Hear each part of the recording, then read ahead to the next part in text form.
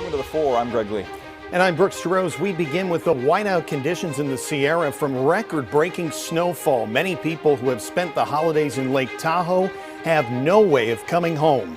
Right now, Interstate 80 and Highway 50 are still shut down, and there is no estimated time of reopening. And there is so much snow, even ski resorts haven't been able to open.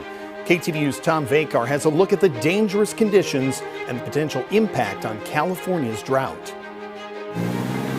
Trying to get to Tahoe is a dangerous fool's errand. With roads so snowed in, passage is virtually impossible and extremely dangerous for emergency crews working the roads. Andrew Schwartz, station manager of the UC Berkeley Central Sierra Snow Laboratory, says it's breaking all records.